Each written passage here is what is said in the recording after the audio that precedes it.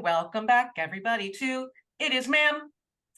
Today, we have a guest who I've actually spoken with before on my old show, which was called It was called That's Funny, Mel. And we had a great chat, and I learned all about your work, Gabs. This is Gabrielle Clark. Last time I was pointing the wrong direction. And she is a powerhouse of a freaking woman. And I want to tell you right up front, because I don't want to forget, Gabs, like, you really, I see you in the Twitterverse or X, wherever we are with Space Daddy. And, Right. First of all, I love your sue they drawls off, which is like the best saying ever. And I think everyone should sue everyone's drawls off in this whole thing. I love it so much. And then I heard you in a space the other day where people were kind of trying to there's been a lot of, I don't want to get too much into this because I want to get into you, but there's been a lot of policing of people's language and who's fighting the fight the right way. And you've been here for a while, so you've seen and heard and but you were in that space the other day and people were trying to come to some kind of an agreement, but it would mean that people would have to be following some kind of structure of or rules of language. And you're like, look, y'all can decide on whatever you want to do, but I'm going to do what I'm going to do. I was just like, and I told you, I sent you that private message. I couldn't comment. And I was like, go, Gabs, go. I was just really, I enjoy you. You help me because I'm new to this. And it's like, if she has this many F's to give, then I should probably give about that many as well. So you inspire me and I love you. Thank you so much. Thank you. I'm glad I'm able to reach people and connect with people and give people the relief that there are other people out there who think like they do. Because so many of us have kept silent for so long because we didn't want anyone to point the finger at us or wag their finger at us or give us the hairy eyeball because we said something, outrageous or outlandish. I say outrageous and outlandish shit all the time. I know, and I love it so much. But I mean, when it comes to free speech, when someone says, well, we should curtail our language to only say this or to not do this, that's the reason why I got into this space in the anti-woke, anti-indoctrination space with my son. We filed the first federal lawsuit against woke indoctrination for K through 12 education because my son's speech was being compelled. I'm a free speech advocate, and I think that it's high time we all started getting more comfortable with saying whatever is on our minds and talking about the things that we think are important. And I don't belong to any group, any specific or particular group, partially because I want the freedom to be able to say whatever I want to say, whenever I want to say it, and as aggressively as I need to say it. In any instance, in any situation.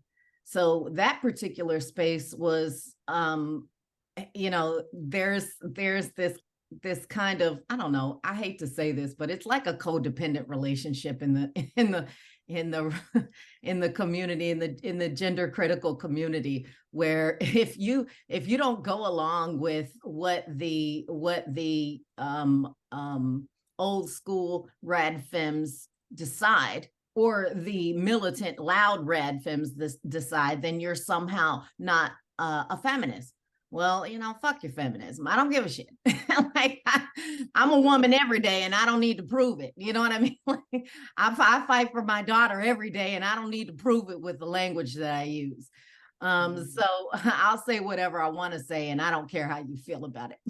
I know there's a delay, so I want to give Kay a second to respond to that because, we didn't have you on to talk about this at all, but you were the salve that we needed. This is just so we needed you here today. Kay, do you have anything you want to say? Yeah, I think Yeah, I think, you know, Gabs, you came into a space just out of nowhere the other night and it was unfortunately after I'd just spent about 20 minutes talking about some stuff that I'm being put through just now. And, you know, I think a lot like you, I know I'm just starting to get to know you, but I can't, you can't tell me what to say. You can't tell me how to think. And the trouble that I have though is my sensitivity, you know, I bring a big heart into what I'm doing. And often when I say these insanely controversial things, you know, when I'm accused of being just a wild child and, you know, attention seeking or trying to get, you know, use clickbait methods, actually no, what I've said was sincere and exactly what I thought. And it was said without malice or, you know, bad intentions, unless it's a, you know who, then I'll say whatever, you know, I'm not too worried about being rude to them. But when it comes to communicating about feminist topics, I'm certainly never coming from a, you know, how can I get one up on somebody else or how can I push someone else down? I'm just very inquisitive. And I get taken the wrong way a lot because I'm very direct. And so I'm struggling to find the balance between having your attitude, which I love, you know, just I'm just going to say how it is. I'm not here to please you, you know, with getting really upset by the pushback that I'm getting, you know, it is vicious. And I'm very new to this. So it's not something that I have grown acquainted with at all. It does not marry up well with my private life whatsoever, you know. So it's tough. That's something that a lot of the women in the gender critical community have complained about for, you know, the last year. And I tell them, stop caring about what other people think. The problem with our empathy, right, as women, is because our empathy has been used against us to silence us in so many areas. And, you know, this is one of the things that I looked at when I was looking at people who get things done and people who are effective, right? They don't care about the haters. They just let them hate. And they use that as an example of their righteousness, of their indignation. And they say, you know, if I was wrong, they wouldn't care about what I'm saying. You know what I mean? If I was saying something that didn't matter, then they wouldn't get all up in their fee-fees and, you know, try to make an issue out of it. You know, I don't care what anybody has to say about my opinions or the way that I communicate to my audience or to the world. I don't care how people feel about it. I don't care what they say about me because of it. If that were, you know, I've been called problematic in the GC community, you know, for a long time. I had my account, mass reported and banned, you know, permanently suspended before Elon Musk took over. And it wasn't the Troon horde, okay? It was radical feminists who did not like that, you know, I'm pro-life. They don't like that I am, you know, against things like Marxism or you know, or this idea that somehow I'm supposed to be pro-woman all the time for every woman. I don't like a lot of them bitches. I'm not gonna, you know what I'm saying? You know what I'm saying? Like I'm not. Yes, I do. You know, I'm not gonna engage in that codependent relationship that they have with one another. You know, I call women out because a lot of this stuff is because we allowed it. You know, and so if we can't check ourselves, then what are we doing? You know what I mean? I tell men all the time, go get your boys, I'll go get my girls, and we'll work it out. Because trying to check the other side is clearly not working. You know, this men versus women, women versus men thing is really, it's really made a real huge mess. But a long time ago, the matriarchs of our society used to be able to impart their wisdom and mentorship on the youngers, and even communicate with each other, and sometimes in a critical way to make improvements for society. And now we've been indoctrinated into believing that we should never criticize any woman. Well, no. No, there are, the lib femmes are our biggest problem in this whole situation. It's not the men, it's the women who protect them. It's the women who encourage them. It's the women who are assisting them with all of this. And so, we have to acknowledge that just because we're women does not mean that we're infallible, and we have to be able to discuss women's issues in their entirety, even if they're hard discussions to have. That's the reality of the situation. My assistant concurs. Yes. Furry Kitty is my assistant. Sorry. She is very, very good at her job. I guess because Kay wasn't here last time. I bet she's seen the episode, but we'll remind new people who've never met you before, Gabs, how you joined the can we get that closer to the camera there, your mug? Oh, okay, yeah. Protect the tomboy. Yes. I love it. That's part of your merch? Yes, that's part of my merch. You can find that at Gabs 5 Minds at Shopify. Okay. Yeah. Right on. I'll put a link too. But yeah, I started out in this fight with free speech. Our First Amendment rights were being violated, and we filed a lawsuit. My son was asked to list his identities and attach the signifiers of privileged or oppressed to those identities at school. And when he refused, they threatened to retain him, and thereby failing him and not allowing him to graduate. And we had no other option but to exercise our First Amendment rights and exercise our civil liberties and take it to court.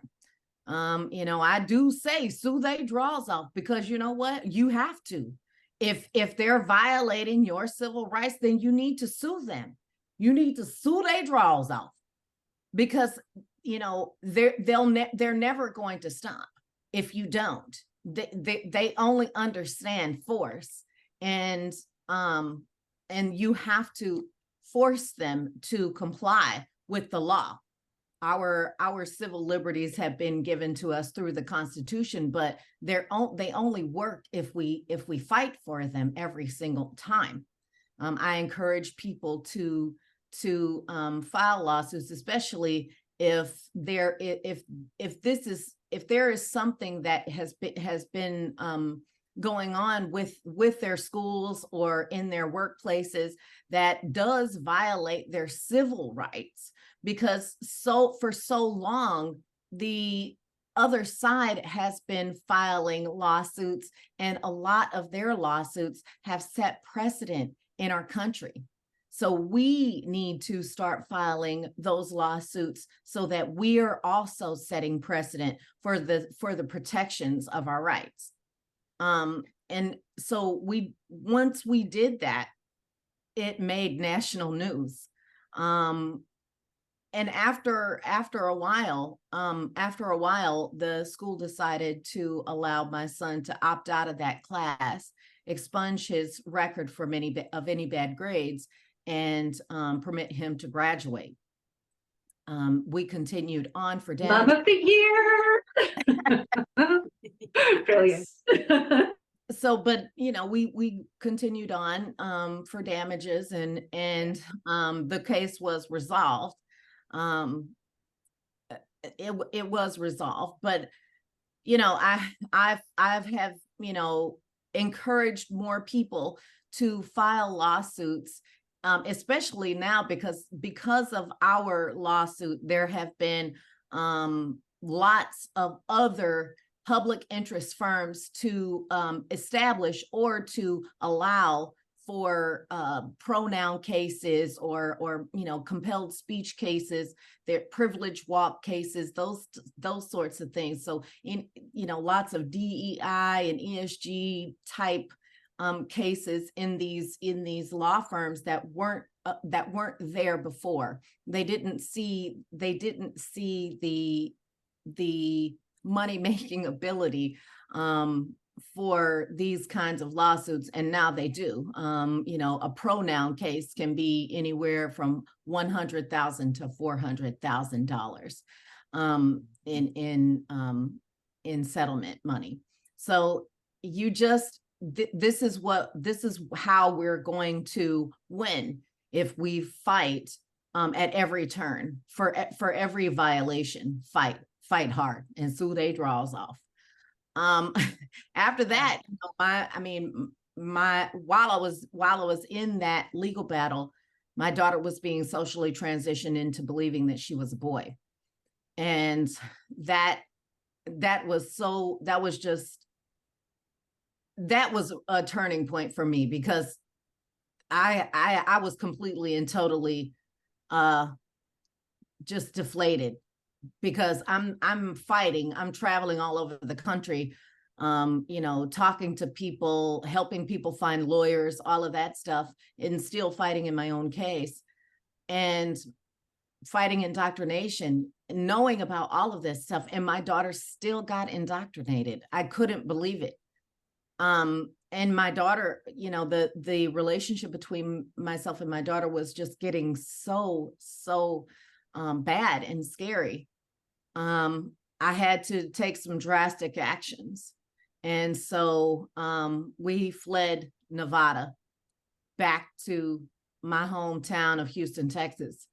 And I created a program to help my daughter successfully desist. And it is available now. And I have clients throughout the world. And that's affirming reality. I created that program for my daughter so that she could come back, you know, and now she's going beyond any of my expectations. The program really works, and it is being utilized throughout the world. Yeah, I love seeing those pictures of your daughter with the little updates.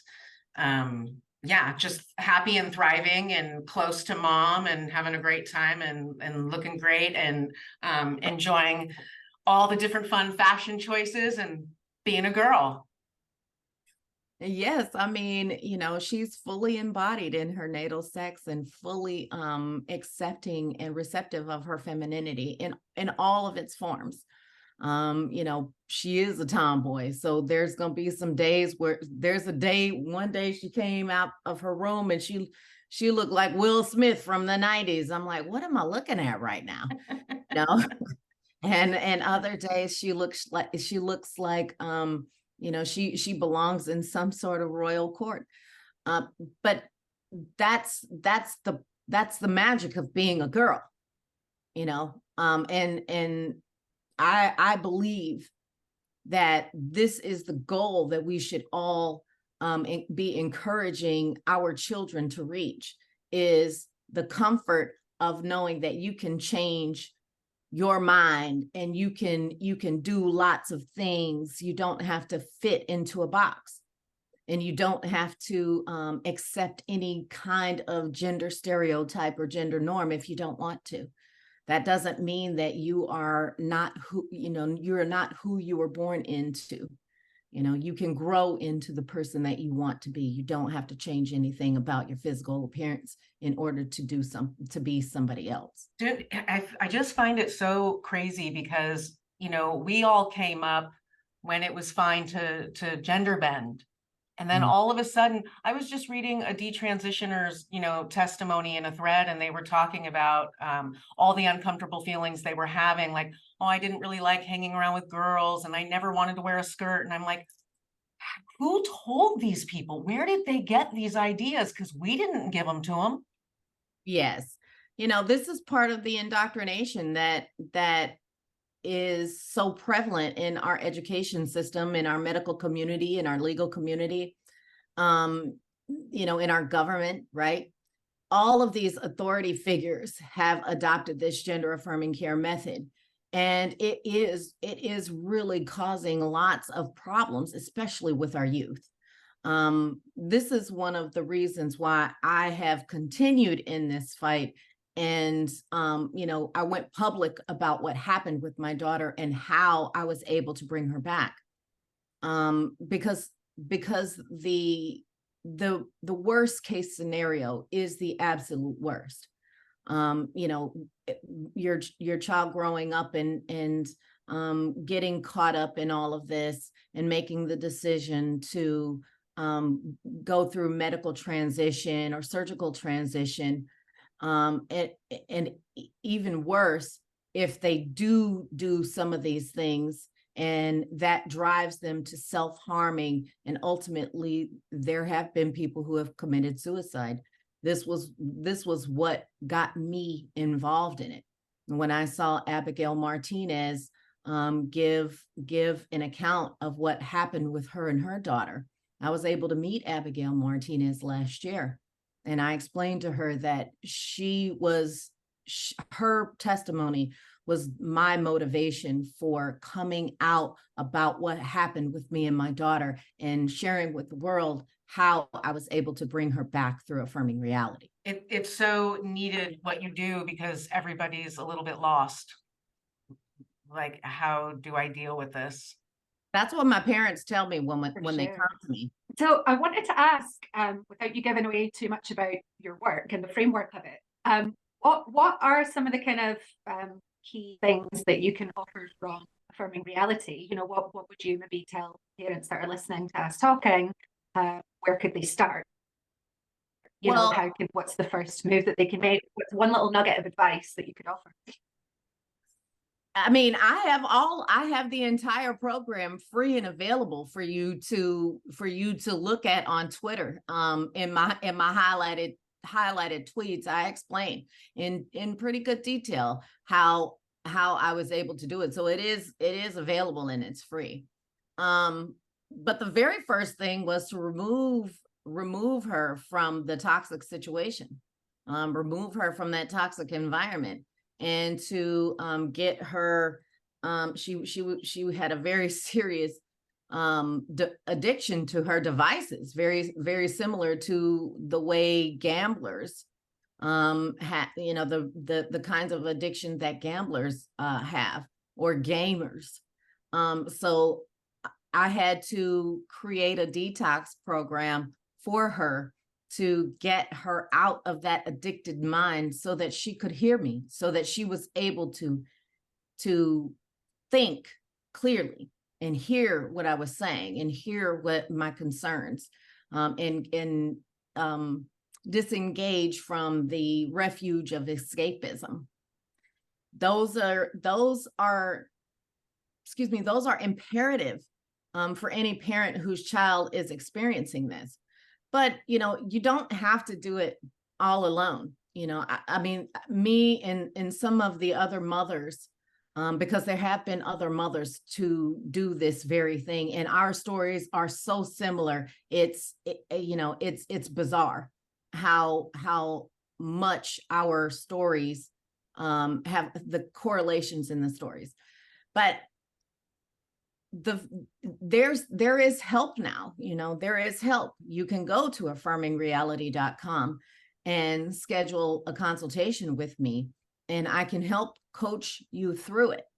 I help people parent their children into desistance, because one of the problems that I've realized while doing this was that something like therapy actually added to a lot of what was going on.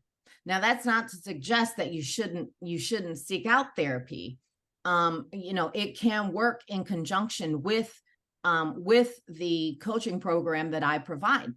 So while your child is seeing a therapist and helping with whatever issues they're struggling with, the underlying issues that they're struggling with that made them susceptible to this kind of capture, working with me as a coach will help the parents understand how to parent through that situation and understand their instincts and get back to learning how to listen to their own parental instincts so that they can be supportive and helpful with their children while they're going through therapy.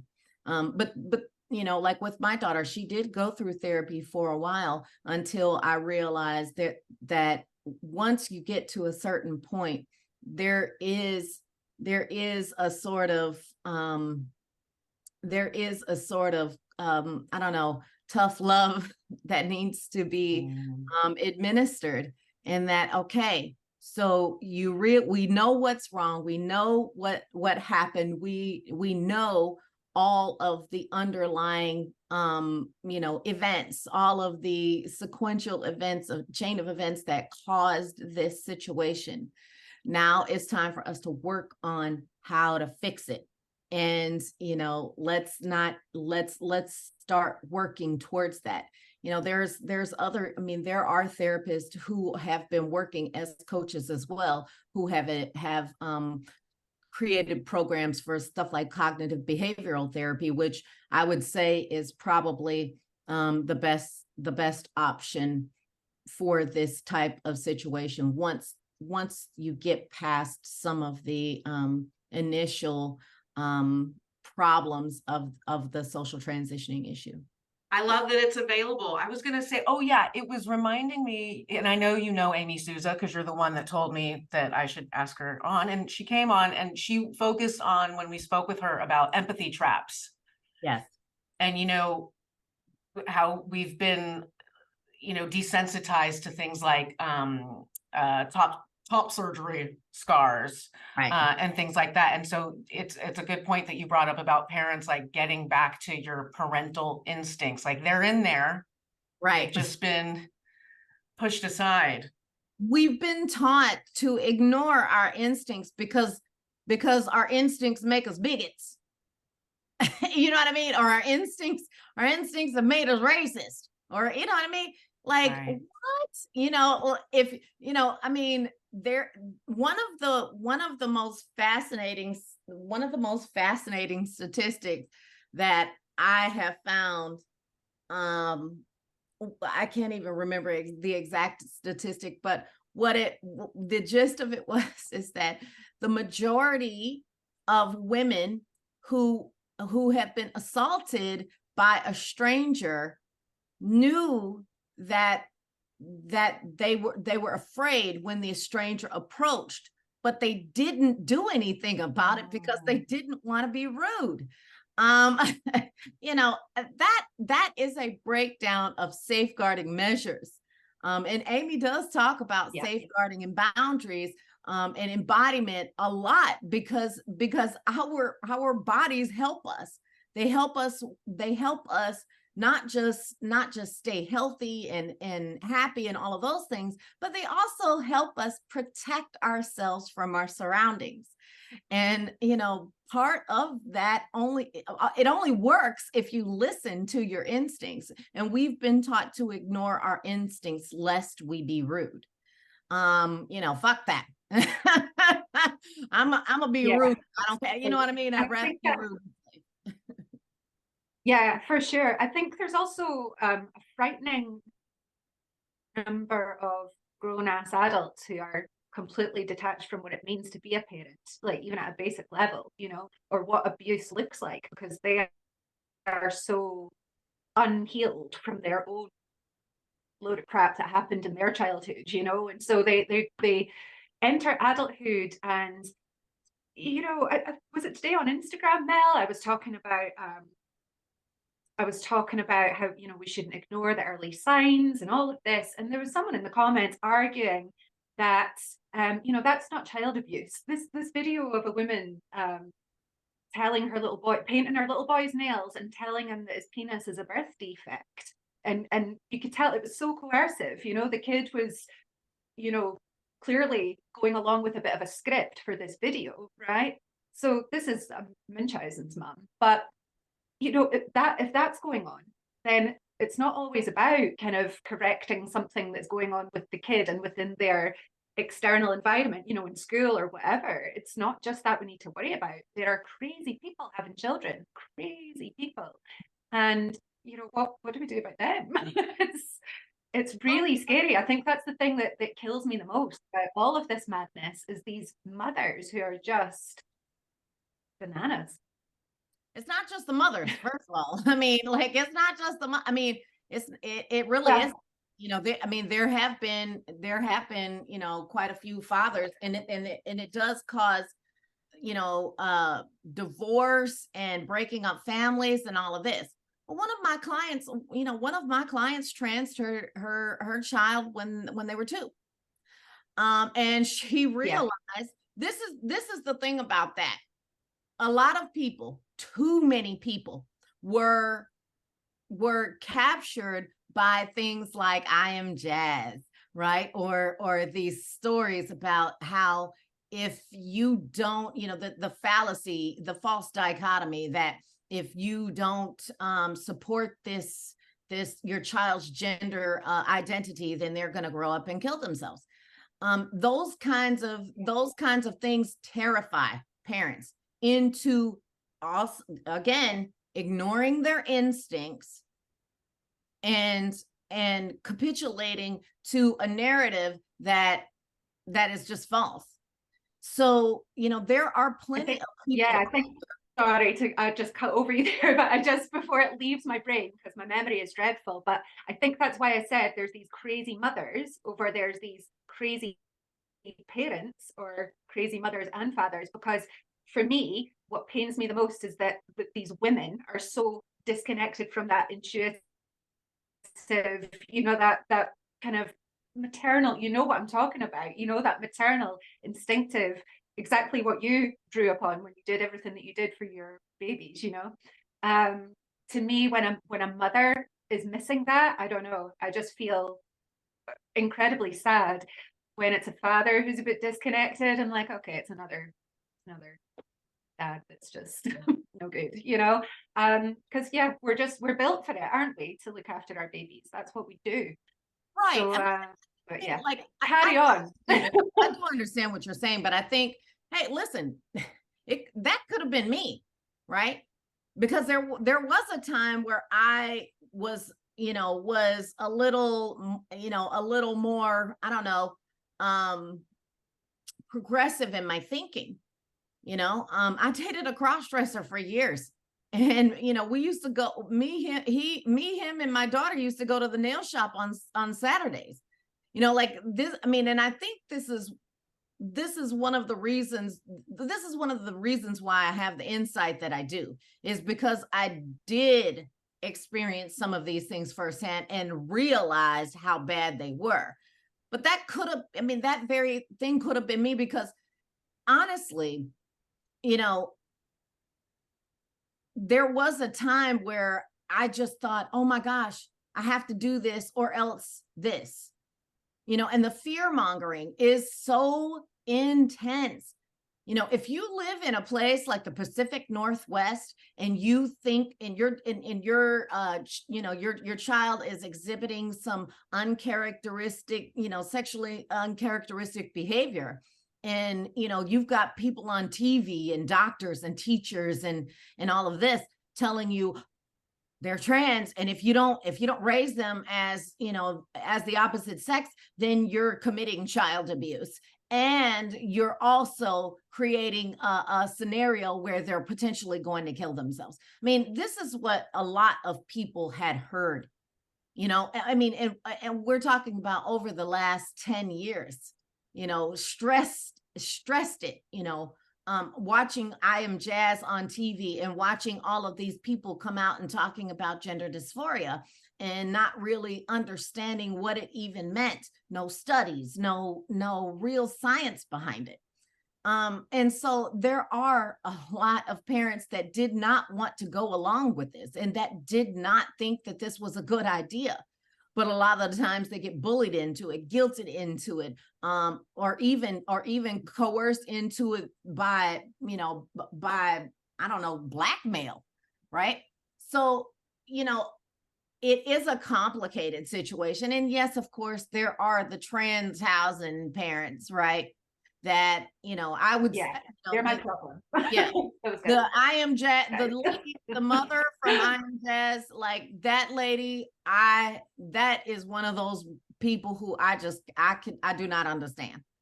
But, Life in jail.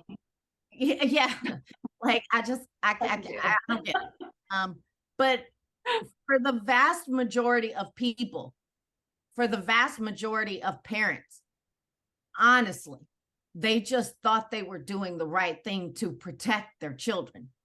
And we don't know that because those people are still embarrassed and they're still ashamed of what has become of this situation. I think watchful waiting was a mistake. Advising parents to observe watchful waiting. They thought that their kids would grow out of it, whether they supported it or not. And that was not the case. That's why you see these 27-year-old troon freaks, talking about, punching TERFs in the face because watchful waiting was not observed. I mean, because watchful waiting was observed and they got further and further into this cult. So, that is one of the reasons why I strongly advise people to help their children desist, because watchful waiting is not what it once was. It once was, we once had the ability to observe watchful waiting because everything in our society was not affirming, right? Now it is. Yeah. Every aspect of our society is affirming. Even our gynecologists, even our obstetricians, who you would think would be 100% all woman, all pro woman, right? They're not. And this is why, in a couple of weeks, we are going to, DC. We're going to Washington, DC to protest the American College of Obstetrician Gynecologists, because, they have prioritized gender ideology over the safety of women and babies. So, and even adolescents. I went through their website last night, and let me tell you, it's bad. It's bad. It's unbelievable. And nobody has called them out on this. A slightly twisted female, that's her YouTube handle. She organized this protest, and so we're all going to converge on Washington, D.C. to demand that ACOG divest from gender ideology and prioritize women again. Yeah, you mentioned the word cult, which was the little note that I had here. I wrote, coercive control and ignoring your gut. Those are like the first two things that cults do to destabilize, the people that they want to control. They start with the coercion, whether that be guilt or, oh, the problem is you. Let's get you up to par so that you don't have that problem anymore. And getting rid of that gut instinct. Cult tactics 101. We talk about that. We talk about that in Affirming Reality. And pretty soon I'm going to record a webinar to help people. Maybe I'll do an ebook. I haven't decided yet, but to help people understand what parallel language messaging is.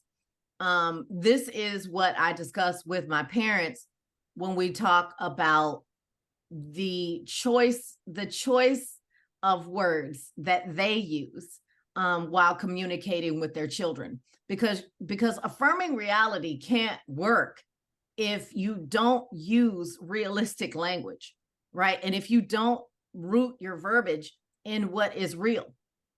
So the parallel language that we've all been kind of scratching our heads at, right?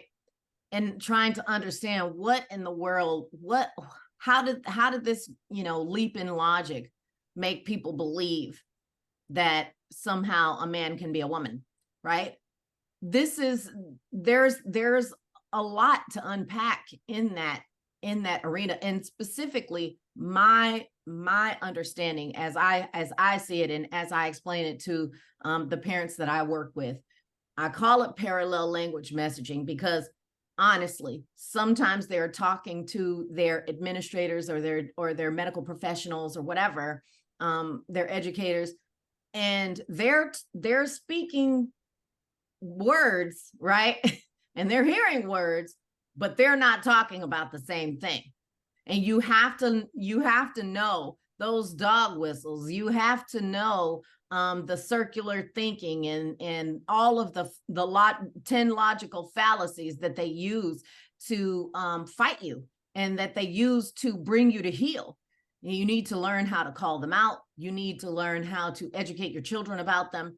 And so, pretty soon, I think I might do an ebook to explain what that means so that more parents, when they hear this kind of talk, they'll be able to recognize it immediately. That's going to be a fantastic resource. Gabs, I know we have to let you go. Kay, do you have any last questions? No, I just wanted to say that was amazing. Thank you so much for getting me up to speed, because I know you and Mel have spent time together, and so that was just really nice for me to spend a bit of time with you. You're amazing. You're not just Mother of the Year. I think you might be Mother of the Century, perhaps, is more apt. So yeah, I'm looking forward to that ebook. Well done, you. Thank you so much for having me. It was very lovely to meet you. Yeah. Well, we'll talk to you. We'll see you on Twitter. Yeah, we'll see you on Twitter and we'll talk to you soon.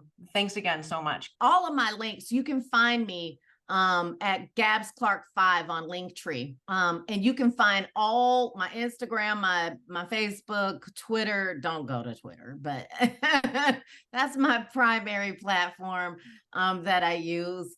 And you can find my merch store and all of those things. If you want to support me financially, my Buy Me a Coffee is on there and in my Patreon and stuff. But I would say if you know someone who is struggling with identity issues, if they're a school-age child, please send their parents to my website. It's affirmingreality.com.